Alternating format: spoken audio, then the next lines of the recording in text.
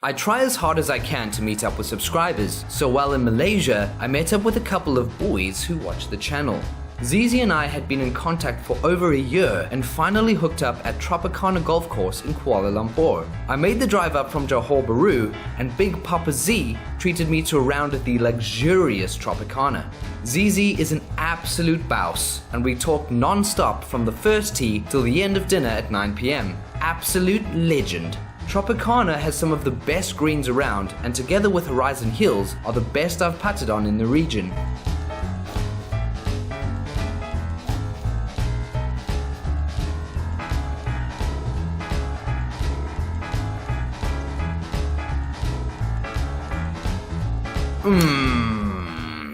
That's embarrassing.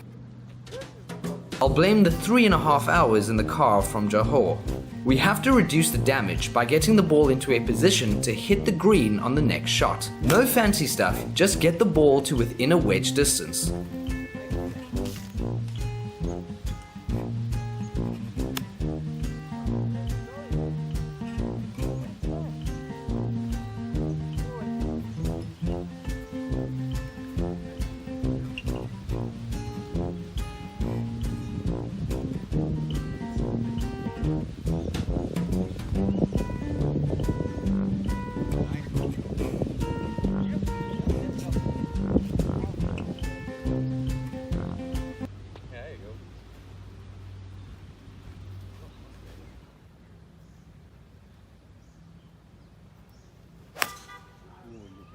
That was an unintentional stinger, but it's in the fairway.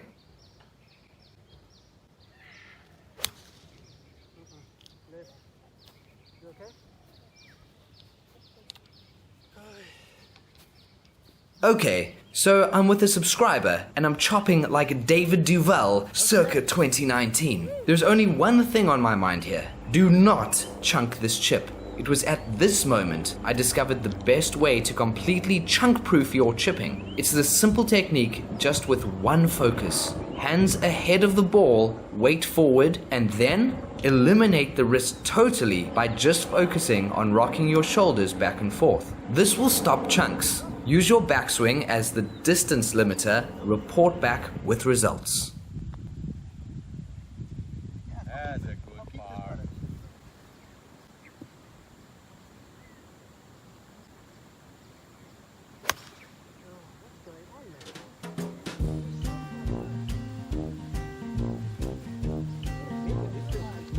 This is the wrong place to be on the hole. From the rough onto a downslope toward water. The best way to play this shot, boyfriends, is to never be in the situation to start with. Assess where the best place is to be on any given hole and then hit it there. Avoid short-siding yourselves for better scores by avoiding the danger zones on every hole.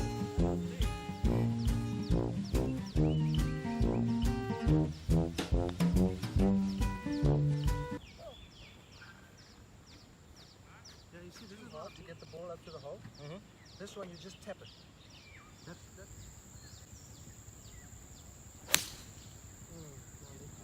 boy. Like, It's okay. Better out the middle of the club face that time. alright.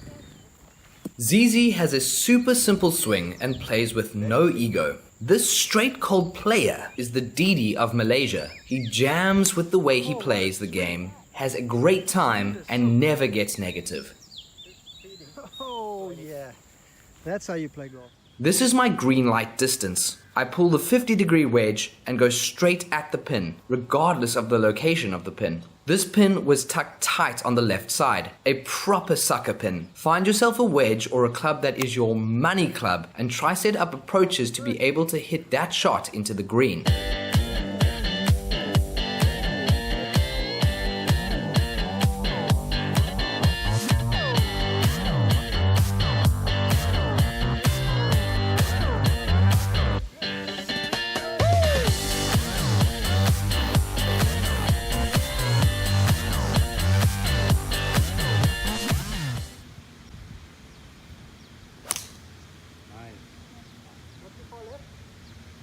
Carry it.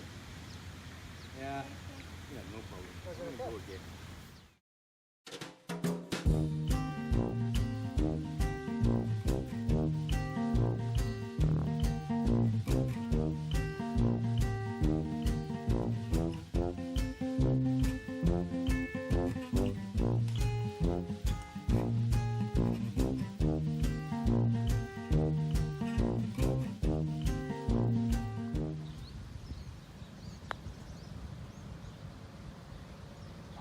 is so much easier to putt with. That's an amazing putt.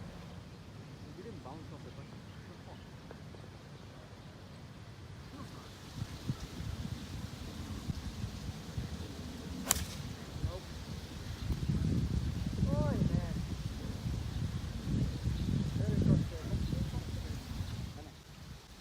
The biggest difference between us and the pros and plus handicaps is the ability to get that wedge close enough to the pin to drain a makeable putt inside 8 or 9 feet. That's where the great players are able to reduce mistakes. All professionals would be happy being able to shoot 69 every round. That means making only 3 birdies or more, but more importantly, it means minimizing mistakes to avoid dropping shots on the other 15 holes. This is so overlooked that people think birdies are all the pros make. These guys are out there shooting for birds, yes, but grinding for the other 13 to 15 holes to keep the score away from bogey territory. When in trouble, these black belt martial artists can often save any hole by getting it within wedge distance and holing a putt. We can all learn from this more than from booming 300-yard drives or sticking a 6-iron to 3 feet once around. Golf is a game of missing, and we need to miss correctly and minimize errors. It's not flashy, but it's reality. Okay, time to switch it on for the Z-Man.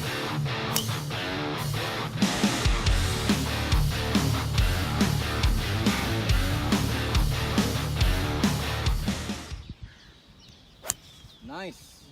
Still not there. Kick right. Kick right.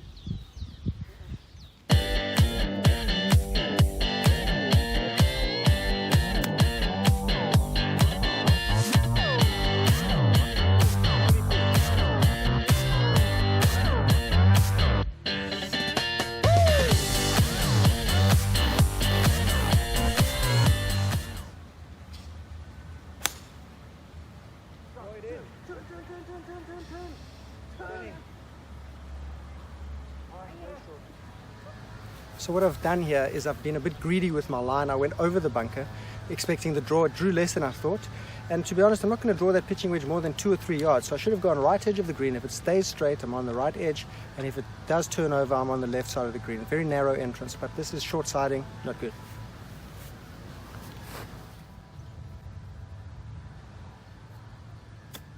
Nicely done. That's a flop.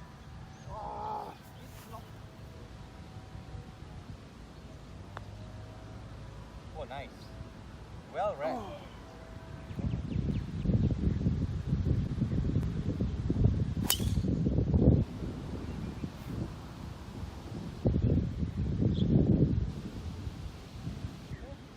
Why do something that doesn't help?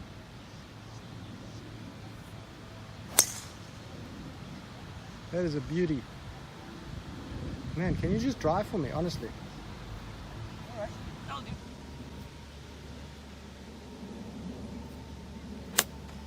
Remember, I always say the next shot could be the best one you've ever hit. I have a 5-iron into a par 5, raised green surrounded by bunkers on a course I've never played. From a side hill lie, that's not ideal. But like we say in the industry, shut the f*** up and jam. Panty strike.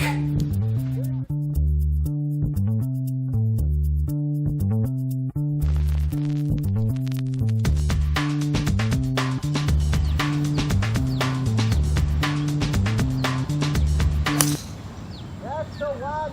Back in play. Got a good flight. Back in play. High.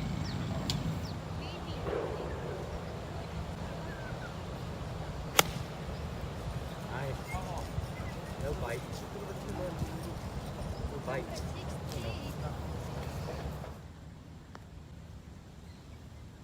That's a good pace. A bit shy though. No. Well, that works.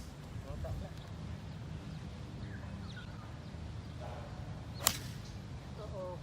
Uh-oh.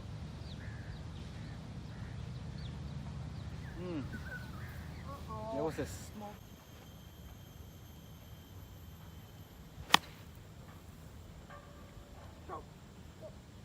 Oi, Often, you can look at my rounds and see the short game saves tons of strokes. A lot of people say you can't rely on your short game like that. Actually, you can.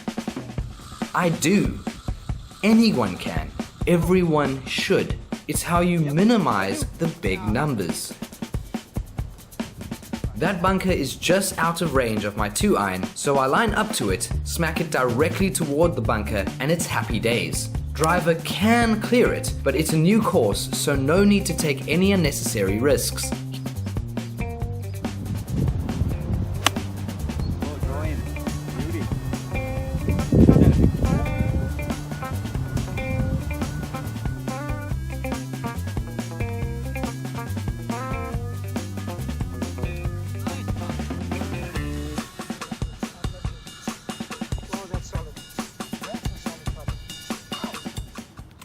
Here's another one of those mental slips that you look back on and think, what was I doing? Superior golf comes from having none of these mental slips, rather having the discipline to think on every shot carefully and methodically.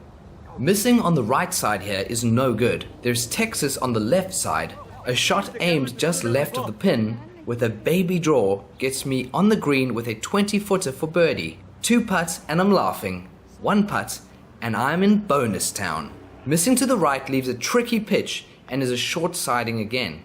Nice. This hole set up nicely in my eyes and a big fade was just what it wanted. So I spanked the tee shot because I'm the daddy.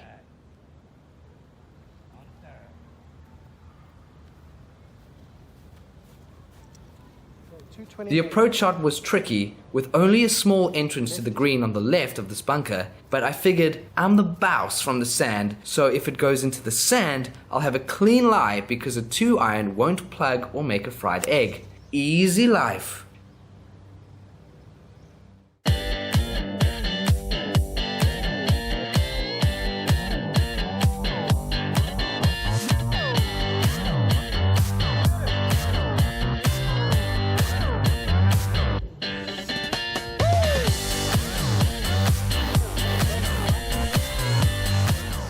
Another great fade hole for me here. Just set it up left edge of the fairway and hit toward apartment 11/34 in Tower C. I was shot in the hole. Nice.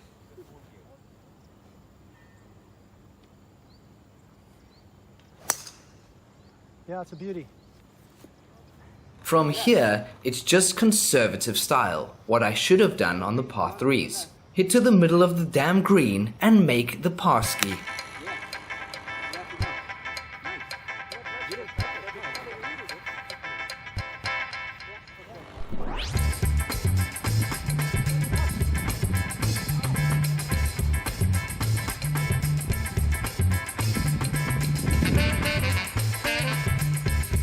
I miscalculated the distance to the trees down there and should have hit the 2-iron since it was downhill.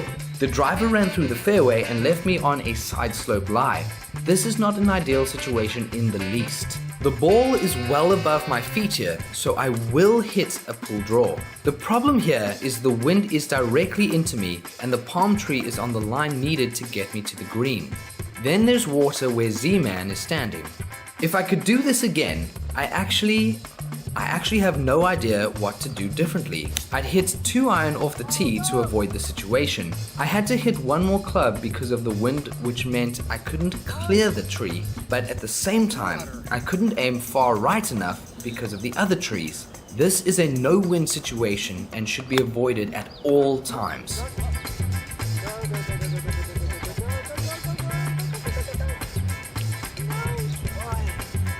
Yep.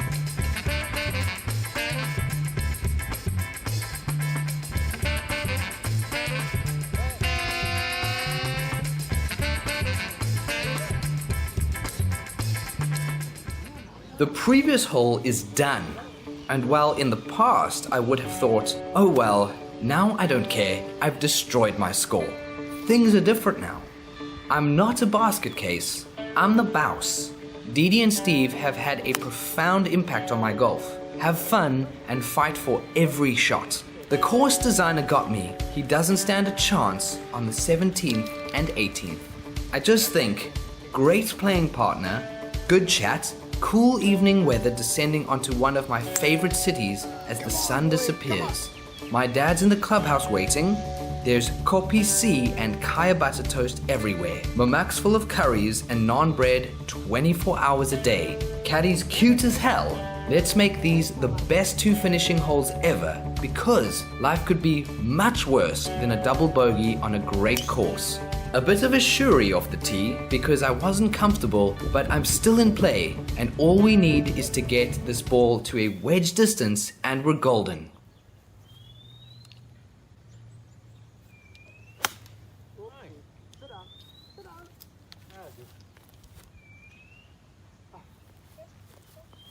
Good. Christopher Wang bought this wedge for me, and from 180 yards, I put some Christopher magic on it.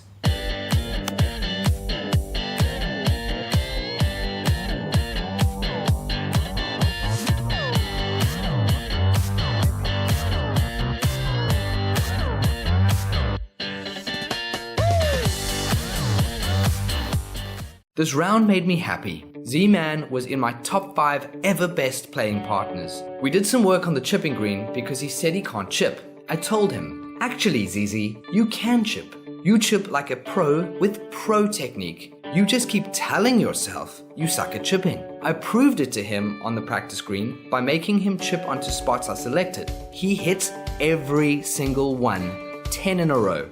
He is now semi-convinced he can chip. Thanks Z-Man. And I look forward to another round in future.